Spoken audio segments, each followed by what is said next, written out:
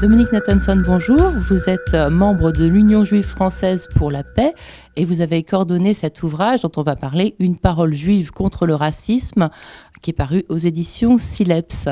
Alors, est-ce que vous pouvez tout d'abord nous dire un mot de l'Union juive française pour la paix, l'UJFP, une association fondée en 1994, si je ne me trompe pas. Au départ, c'est une association centrée sur la question du Proche-Orient, une association de juifs laïcs, engagés dans les mouvements sociaux, qui décident d'agir pour soutenir les droits du peuple palestinien et les droits à une paix juste, équitable, où chaque citoyen de la région du Proche-Orient voit le respect de ses droits.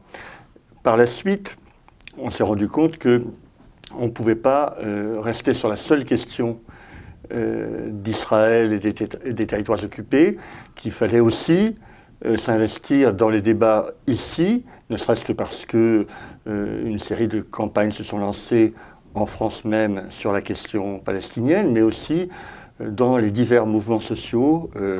Et donc ça nous a amené à parler aussi, par exemple, du racisme en France. Alors, ce livre traite bien sûr du racisme, mais y avait-il besoin d'une parole spécifiquement juive sur le racisme? À qui s'adresse ce livre? Alors d'abord, c'est une parole juive et pas la parole juive, parce que le problème quand même qu'on a, c'est qu'un certain nombre de gens usurpent le droit de représenter la totalité des juifs de France, comme si tous les juifs de France, par exemple, soutenaient la politique criminelle de l'État d'Israël. Et nous ne prétendons pas représenter les juifs, mais nous avons une parole juive sur cette question-là. Alors, évidemment, il y a une parole par rapport à ce que nous sommes. Nous sommes souvent des enfants, petits-enfants de déportés, de gens qui ont vécu, ou d'enfants cachés, enfin, qui ont souffert, sinon nous directement, du moins au moins nos familles, dans la question de l'antisémitisme des années 30 et 40. Et donc ça nous donne une légitimité à parler sur le racisme. Et en même temps, nous sommes solidaires du peuple palestinien, et donc nous voyons aussi qu'il y a aujourd'hui d'autres formes de racisme, et donc nous voudrions intervenir aussi sur ces questions-là. Notre tradition juive, c'est quand même une tradition de juifs dispersés à travers le monde qui ont lutté contre les injustices, les juifs du Bund par exemple en Europe de l'Est, les juifs qui font de la diaspora un internationalisme, et donc ça nous amène à parler aussi de ces questions-là. Alors dans ce livre très pédagogique, vous déconstruisez notamment la notion de race qui a récemment refait surface dans le discours politique, et puis vous insistez également sur l'instrumentalisation du racisme et la notion de racisme d'État. Est-ce que vous pouvez développer un petit peu ce point? Il y a un paradoxe, c'est-à-dire qui consiste à dire les races n'existent pas, mais enfin, du point de vue scientifique, ça n'existe pas. On rappelle et on redémonte les notions scientifiques dans le début du livre, mais les races n'existent pas et le racisme existe, donc il y a un problème.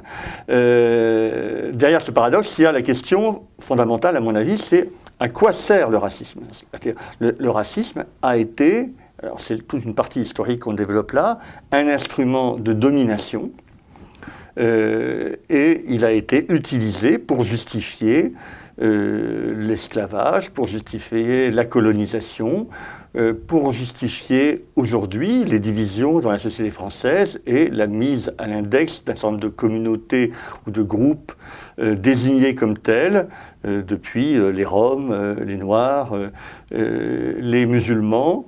Et donc on a une utilité, il y a une utilité du racisme, c'est le racisme comme instrument de domination.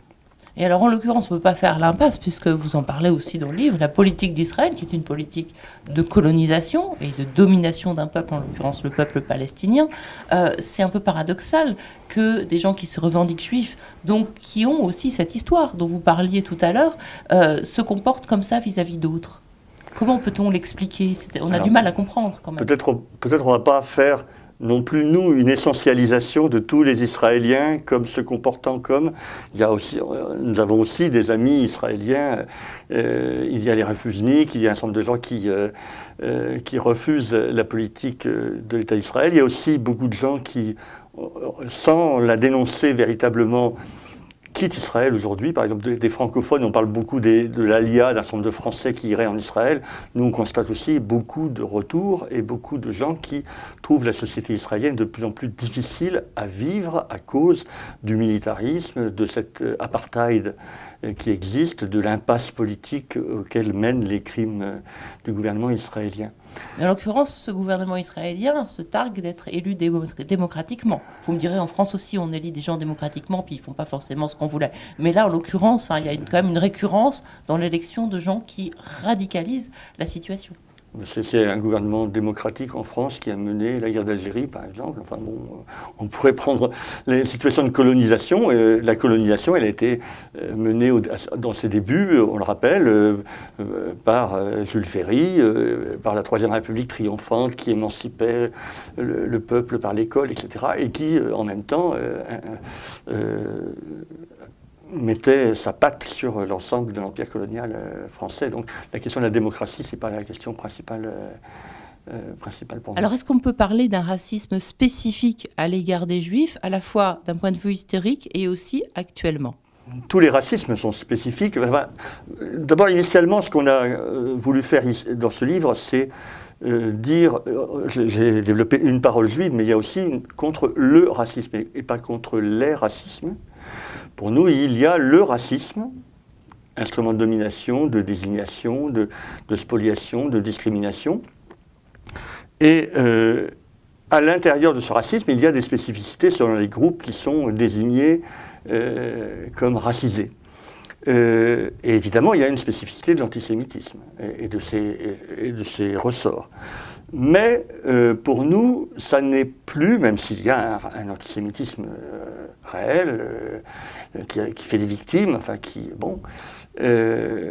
n'est plus le racisme majeur de notre société. Notre société est plutôt dominée aujourd'hui par l'islamophobie, la négrophobie qu'on a souvent tendance à sous-estimer, et puis le racisme contre les Roms, et le racisme contre les Asiatiques éventuellement aussi, dont on parle.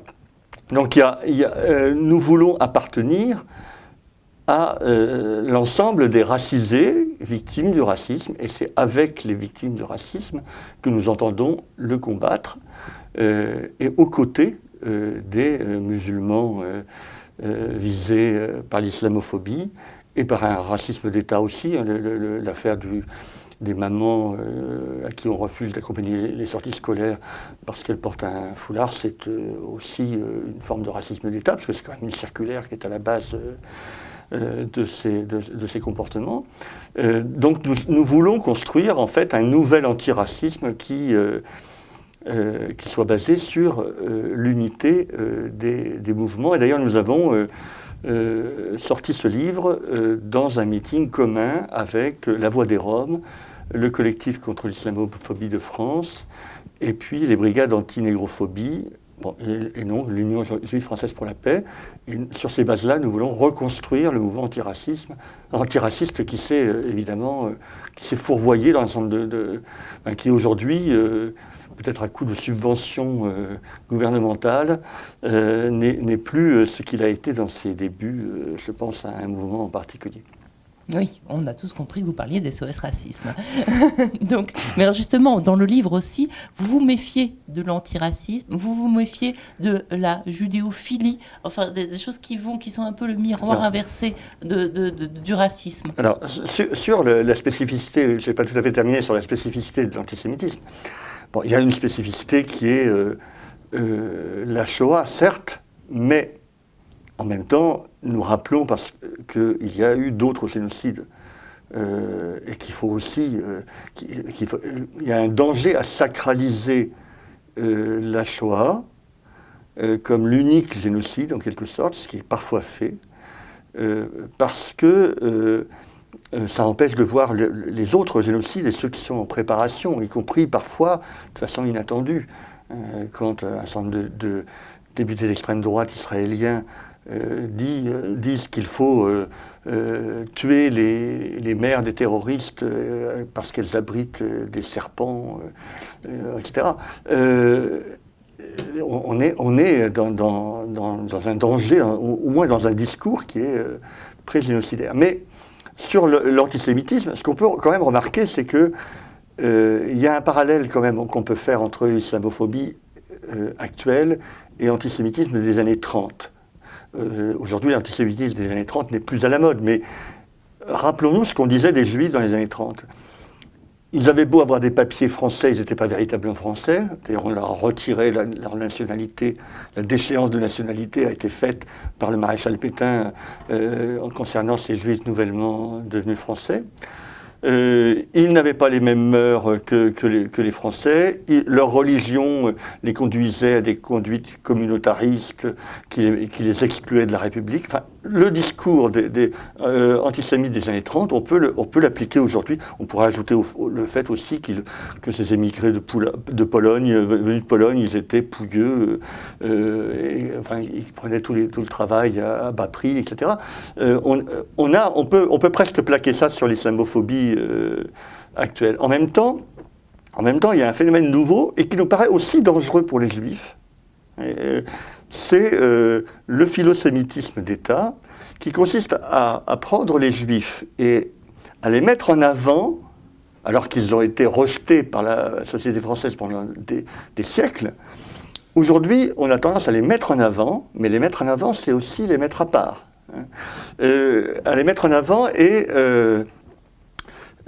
comme en fait des gens qui se sont bien intégrés, qui sont de bons républicains aujourd'hui. Et si on le fait, on a une raison pour le faire. On a une raison, c'est de montrer que cette communauté-là était intégrable alors que d'autres ne le sont pas. Et donc, ce philosémitisme, il vise à opposer les Juifs bien intégrés aux musulmans qui seraient incapables de s'intégrer dans la société française.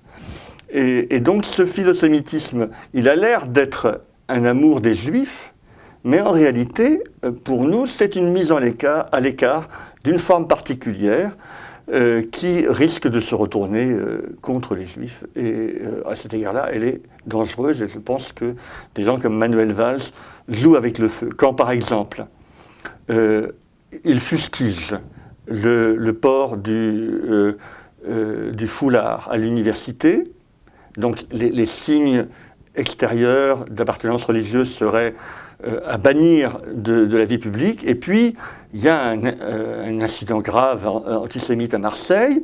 Le rabbin dit « ne portez plus la kippa dans les rues de Marseille ». Et mon Manuel Valls qui dit « mais si, portez la kippa ». Alors là, il y a une espèce de contradiction de deux poids, deux mesures qui est insupportable et qui, à terme, se retourne contre les Juifs et n'est pas favorable aux Juifs. Je distinguerai aussi, là encore, clairement, Juifs et Israéliens, parce que moi j'ai un peu l'impression que quand les Juifs quittent l'Europe occidentale ou les États-Unis pour aller vers Israël, ils perdent une partie de leur qualité de Juifs. Ils deviennent plus des Hébreux que des Juifs, et parce que chez les Juifs d'Europe, ça a été plutôt un domaine de diversité, et amalgamer une communauté juive française qui serait un bon exemple dans la société française, c'est quelque chose qui ne correspond pas à la réalité, à la diversité des Juifs, ni à l'intérêt des Juifs de France. Alors une dernière question concernant un mot qu'on emploie très fréquemment actuellement, c'est le mot laïcité. Est-ce que la laïcité sert à combattre réellement le racisme ou à l'attiser au contraire à travers la stigmatisation d'une ou plusieurs religions ? La laïcité, c'est évidemment une valeur majeure. J'ai été enseignant. La laïcité, c'est un instrument d'émancipation, de liberté de penser, etc.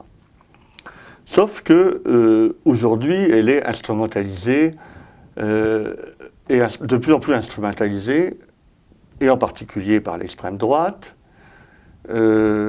contre les musulmans, dont la religion serait intolérable dans l'espace public, j'en parlais à l'instant, Et à cet égard-là, on arrive, enfin, à force de dire laïcité, laïcité, et de ne pas aborder les questions, d'interdire certaines paroles à l'école, etc., on aboutit en fait à faire haïr la laïcité par ceux pour qui elle pourrait être un instrument d'émancipation.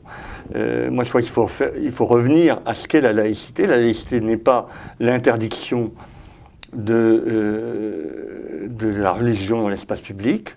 Dans ma bonne ville de Soissons, il y a eu récemment une grande procession catholique dans les rues.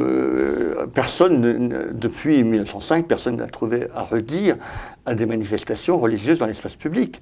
Et puis, la laïcité actuelle, la nouvelle laïcité pure et dure, elle vise essentiellement les musulmans. On en parlait pour l'instant, sur les signes religieux par exemple, il n'y a que le foulard qui serait une oppression, alors que le fait de porter une perruque quand on est une femme juive par exemple, pour ne pas montrer ses cheveux, c'est pas considéré comme un signe qui serait un signe d'oppression des femmes juives à qui d'autres femmes diraient non, ça c'est pas bien, ça c'est pas libéré ça. Merci beaucoup, Dominique Natanson.